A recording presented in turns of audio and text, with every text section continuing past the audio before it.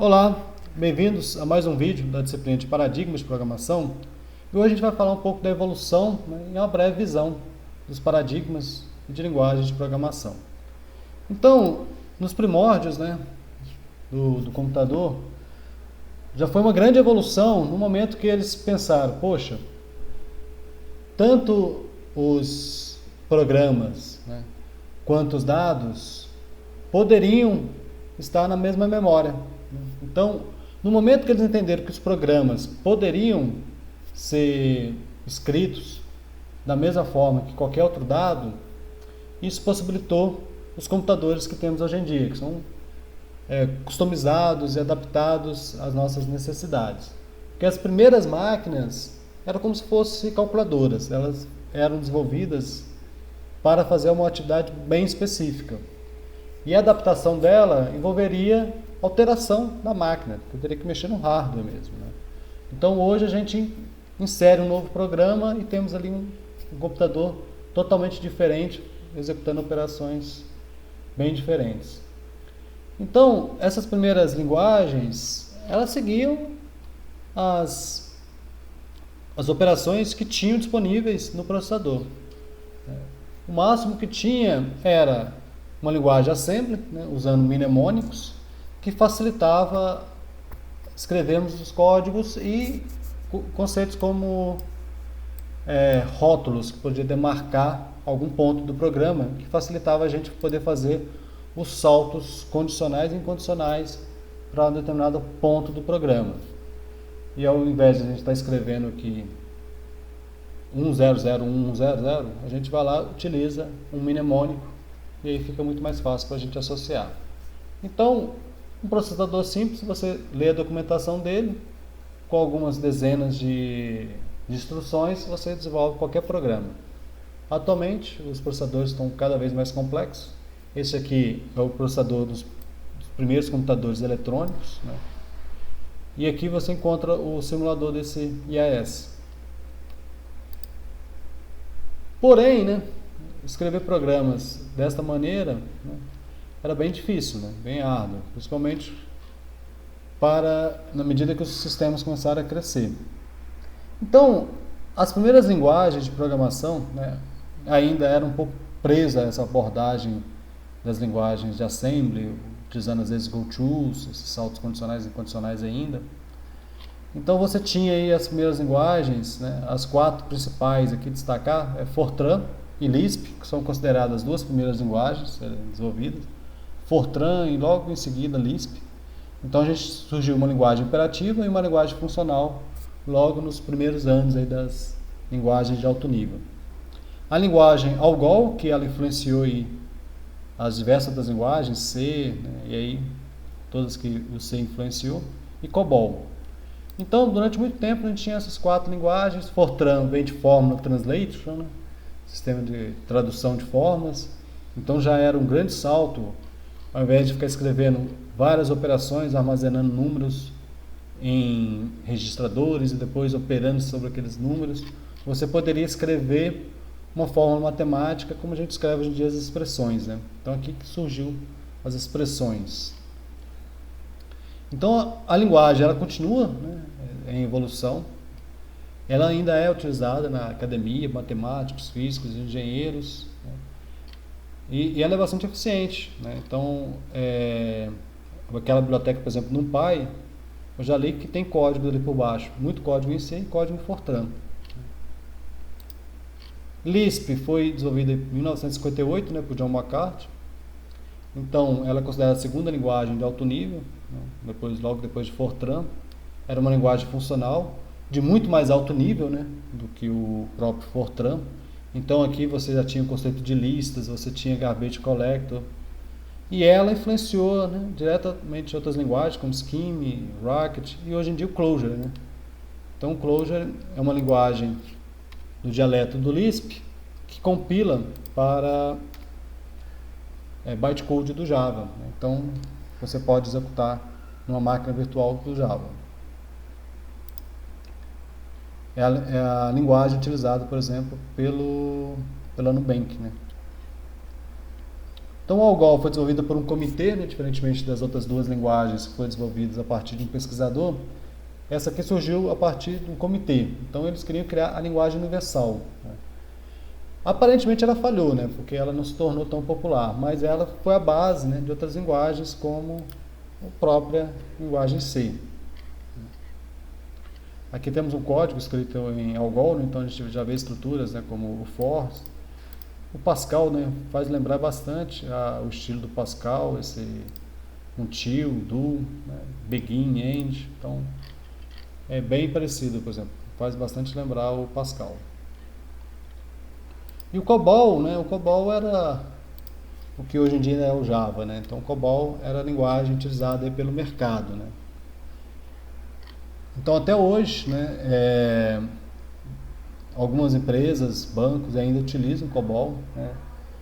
Alguns acham que talvez isso seja lenda, mas parece que é verdade, já vi algumas palestras falando. E aí você tinha coisas de bastante alto nível, né? Olha os elementos aqui, né? Perform, till, exit, então generate, então para gerar formulários. Então eu não sei nada de COBOL, né? Mas ela era uma linguagem, é ainda, né? Uma linguagem de bastante alto nível, né? Mas ela era mais específica para tratar dados, para gerar relatórios, não muito para a academia, por exemplo, para fazer cálculos. O pessoal preferia mais o Fortran.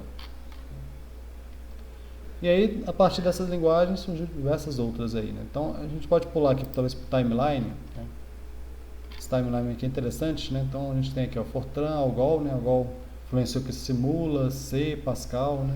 Smalltalk, que daqui a gente tem a influência aqui do C++, Java e C Sharp, né? E o Pascal, né, influenciando aqui Modula, Ada. E o Lisp, né, essa família das linguagens funcionais, né, o Lisp, o ML, que é um outro dialeto, né, e o que é o dialeto base, por exemplo, da linguagem Haskell, né. E o Prolog, coitado, sozinho aqui nesse mundo dela de linguagens lógicas, né. Então aqui a gente tem a definição de paradigmas, né. Então o paradigma, segundo o David Watt, é um estilo distinto de programação e cada paradigma é caracterizado pela predominância de alguns conceitos-chave, né? Como o conceito, por exemplo, de herança, de objetos, polimorfismo, orientação a objeto, e conceitos como funções, composições da paradigma funcional, ou conceito como fatos e regras para o paradigma lógico, né? Então isso a gente falou brevemente no vídeo de apresentação. Então aqui, pessoal, tem um paradigma declarativo, né? O paradigma funcional aqui, eu vou deixar para vocês um vídeo, eu achei que eu tivesse colocado aqui, mas eu não coloquei ainda, da disciplina que eu dei de introdução à programação funcional. Então, essa parte introdutória foi dada lá, vocês podem ler e assistir os vídeos também são curtos. E o paradigma lógico, né, tem esse vídeo também, que eu fiz em outro momento, ele é um pouco mais longo, né, e tem aqui a apresentação. Mas vocês podem acompanhar aqui também, para ter uma noção desse paradigma. E o que a gente vai trabalhar mais é o paradigma imperativo, né? Então, a gente tem que entender que a base aqui é o paradigma estruturado, né? Que é o que surgiu aí com linguagens como ALGOL, Pascal, C, né?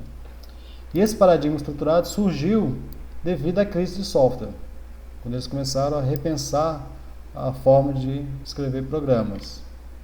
Aqui, para vocês terem uma noção, tem link aqui de dois livros que sintetizam, né, da época de 1972, 74. Um que sintetiza a parte de fluxo de dados e a outra que sintetiza a parte de estruturação, de tipos de dados, né. Então, muito do que a gente ensina e trabalha, né, na academia foi desenvolvido nesse período aqui, né, da programação estruturada. Então, os nossos cursos de computação, essa disciplina de introdução à programação, ela está ensinando aqui, trabalhando a parte de programação estruturada.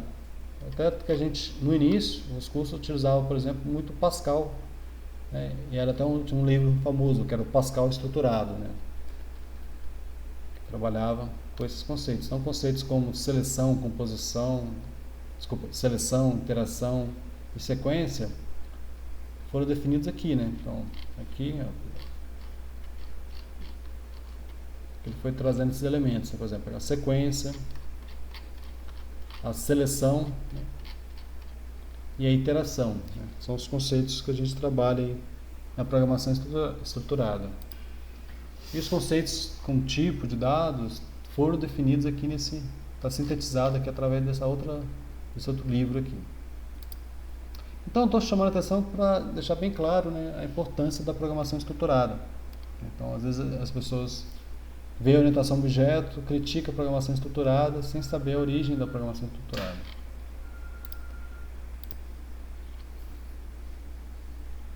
Então, conceitos como desenvolvimento top-down, né? Então, com esses elementos como a sequência, seleção e interação, evitou aqueles programas que utilizavam muito GoTo e você tinha que ler todo o programa para você conseguir entender como ele funcionava, porque da linha 2 você era jogado para a linha 100, que te jogava para a linha 1000, que depois te jogava para a linha 10 e você tinha que ler todo o programa.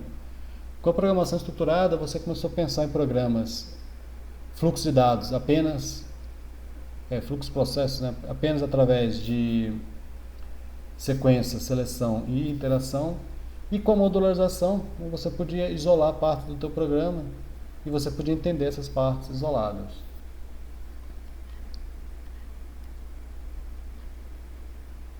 E aqui começou a reforçar o conceito também de tipo abstrato de dados. Aqui o segundo Gutag, né, foi os definiram, né, o conceito de tipo abstrato de dados. Tem um conceito que é bastante interessante, né, que nos faz lembrar de alguma coisa, né? Então, a noção do tipo abstrato de dados é bem simples, né? É um conjunto de objetos e operações sobre esses objetos. A especificação dessas operações define uma interface entre o tipo abstrato de dado e o resto do programa. A interface define o comportamento das operações, o que elas vão fazer, mas não como elas vão fazer, né?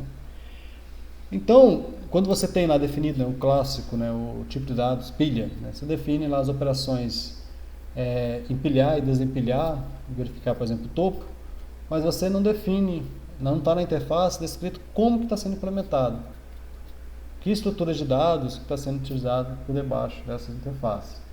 E observe que isso aqui é a base, né, do paradigma que vem em seguida, né, que é o paradigma orientado a objetos. Então, o paradigma orientado a objetos nasce a partir dessa definição de tipo abstrato de dados. Toda classe, uma classe bem feita, é um tipo abstrato de dados que a gente está criando ali. Então, entender tipo abstrato de dados é importante para a gente conseguir utilizar melhor a linguagem orientada a objeto. Aqui eu peguei só, nessa parte de orientação a objeto, só apenas a definição de orientação a objeto, segundo o Alan Kay, que é o criador da linguagem Smalltalk, né? Porque a gente vai trabalhar bastante esse paradigma a partir da segunda unidade, né? Então, para ele, né, o que era esse paradigma? Então, tudo para ele é um objeto dentro desse paradigma. Os objetos comunicam enviando e recebendo mensagem. A gente vai ver que na prática a gente acaba fazendo isso através de chamadas de métodos, né? O objeto tem sua própria memória, né? Então é o estado, cada objeto tem o seu estado, ele controla o seu estado. E todo objeto é uma instância de uma classe, né, que também deve ser um objeto, né? Aqui que é interessante, né, que a própria classe, segundo Alan Kay, deveria ser também um objeto. A gente vai entrar aqui numa recursividade aqui, né? Mas linguagens como Ruby realmente obedecem isso aqui. Em Ruby, por exemplo, uma classe em Ruby é um objeto. E você pode manipular essa classe da mesma forma que você manipula qualquer outro objeto em memória. Então a classe, ela carrega e compartilha nesse comportamento com suas instâncias. Então a classe é que define esse comportamento comum entre todas as instâncias.